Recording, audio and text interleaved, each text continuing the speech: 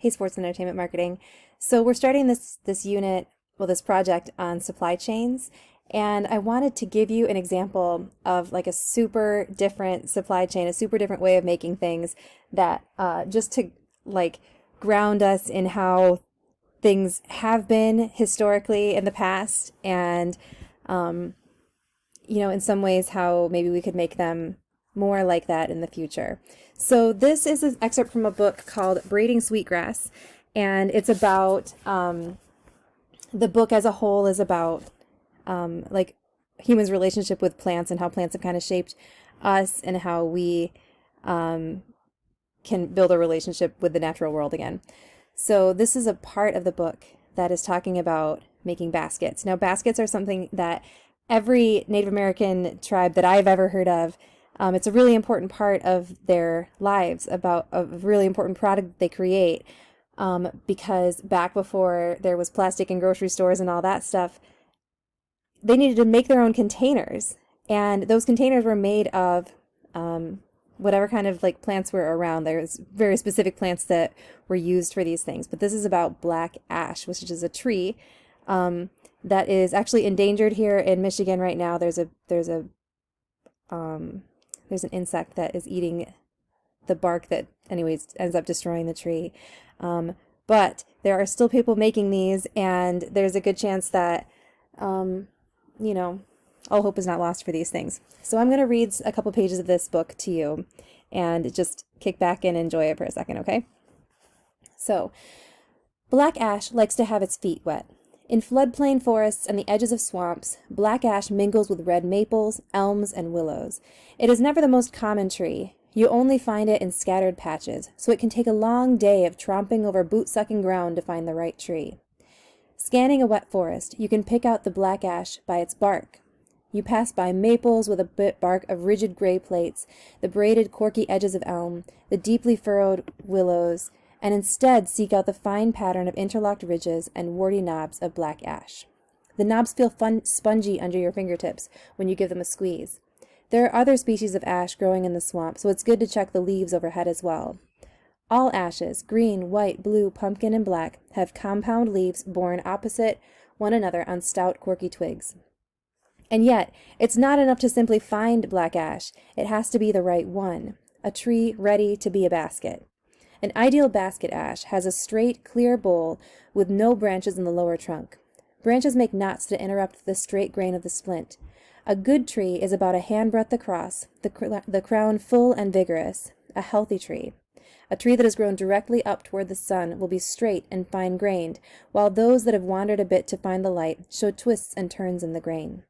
Some basket makers will choose only trees perched on a hummock in the swamp, while others will avoid a black grass going next to a cedar tree.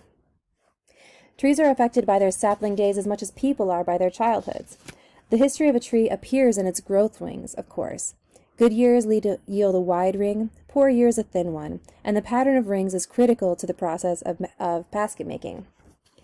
Growth rings are formed by the cycle of the seasons, by the waking and resting of the fragile layer of cells that lies between the bark and the newest wood, the cambium. Peel away the bark, and you find the cambium's slippery wetness. The cells of the cambium are perpetually embryonic, always dividing to add to the girth of the tree. In the spring, when the buds detect the lengthening of the days and the sap starts to rise, the cambium grows cells made for feast days, big, wide-mouthed tubes to carry the abundant water leafward. These lines of large vessels are what you count to determine a tree's age. They grow quickly, and so their walls tend to be thin. Wood scientists call this part of the annual ring springwood or early wood. When spring turns to summer, nutrients and water become scarce, and the cambium produces smaller, thicker cells for leaner times. These densely packed cells are called late wood or summer wood. When the days shorten and the leaves fall, the cambium settles in for a winter's rest and stops dividing altogether. But as soon as spring is imminent, the cambium once again bursts into action, making large springwood cells. The abrupt transition between the last year's small-celled late wood and the early wood of spring creates the appearance of a line, a growth ring. John has developed a practiced eye for these things, but sometimes, just to be sure, he'll unsheath his knife and cut out a wedge for a look at the rings. John prefers a tree in the range of 30 to 40 growth rings, each ring as wide as a nickel. When he's found the right one, the harvest begins.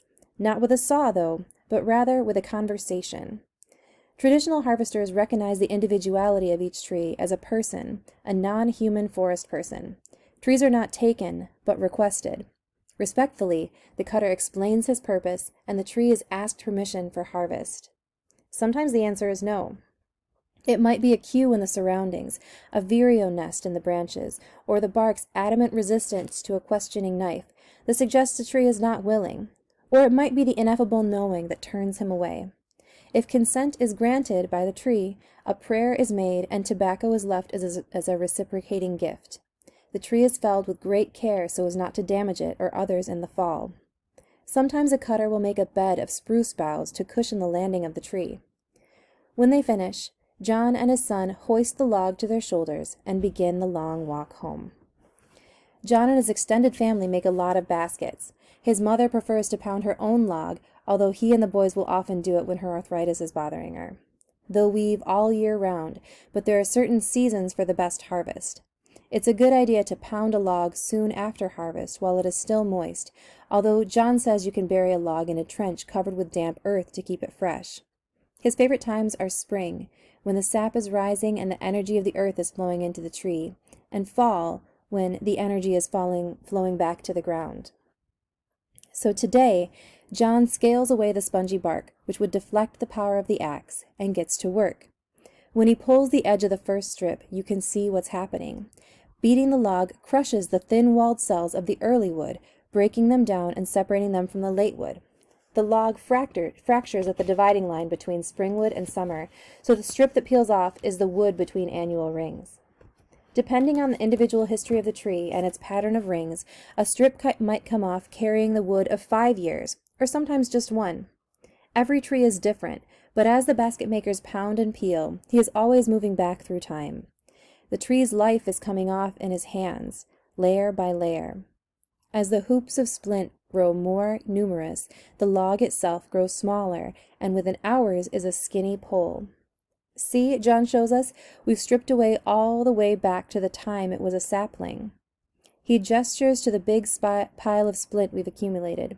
Don't ever forget that. It's the whole life of that tree you've got piled up there. The long strips of wood vary in thickness, so the next step is splitting the strip into its component layers, further separating the annual rings. Thick splints are needed for a big laundry hamper or a trapper's pack basket. The finest fancy baskets use only a ribbon of less than 1 year's wood.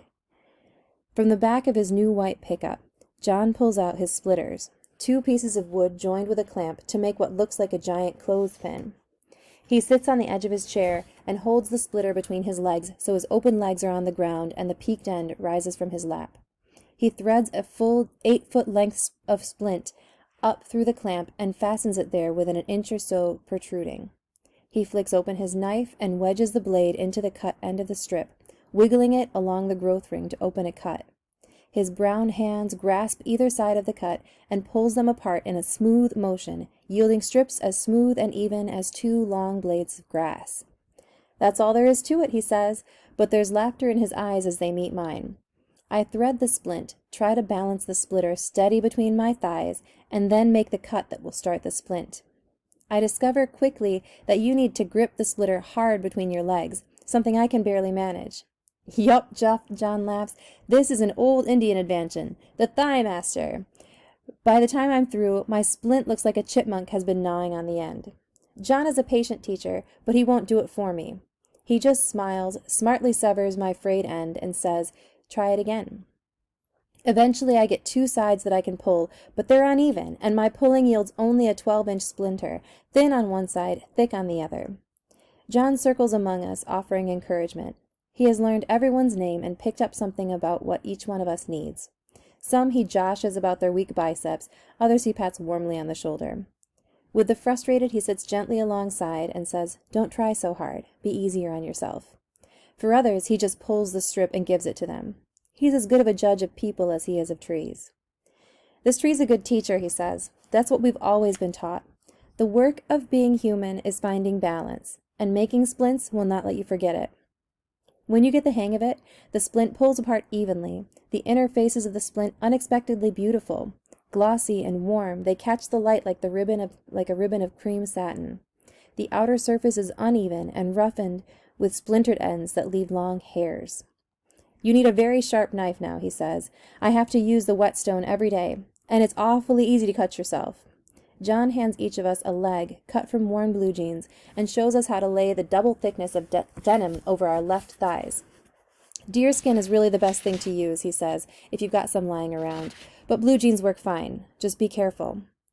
He sits with us individually to demonstrate, for the difference between success and bloodshed is a small degree in the angle of the knife and the pressure of the hand.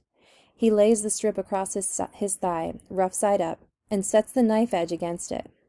With his other hand, he draws the strip out from beneath the knife in a continuous motion, like a skate blade skimming over ice. The shavings gather on the knife as the strip pulls by. The result is a polished surface. This, too, he makes look easy.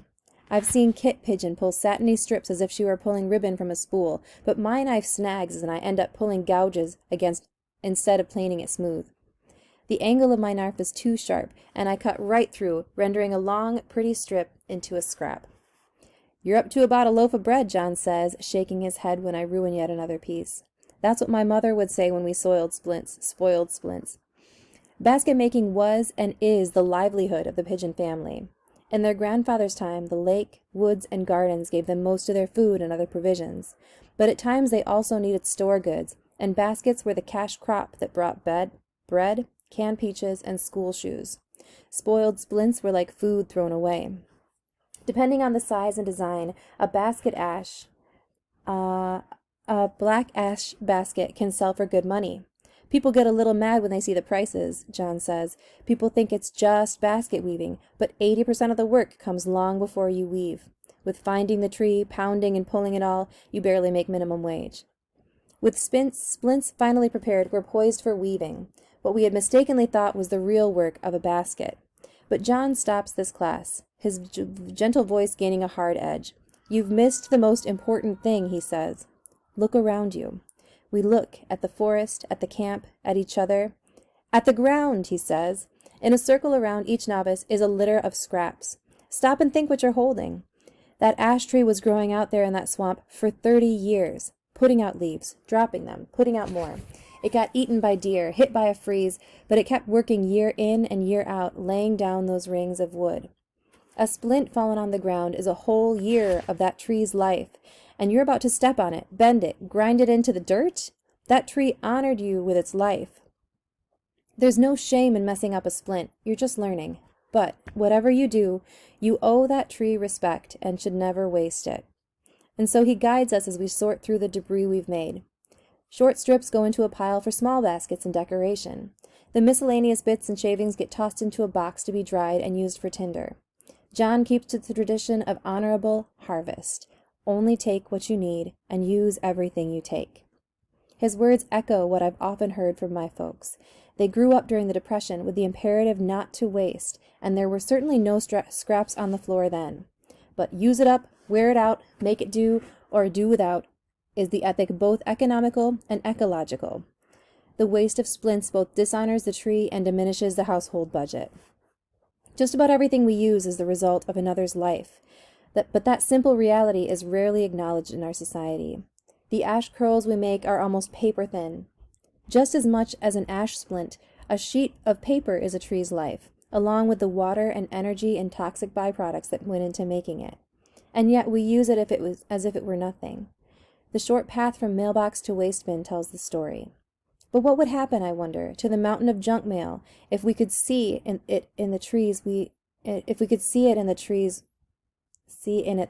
had once been? If John was there to remind us of the worthiness of their lives. So, I'm just trying to think. That's about as much as I can read for you today. But I just wanted you to get a feel of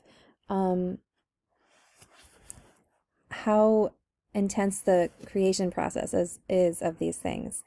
Hold on, I'm going to pause this for a second.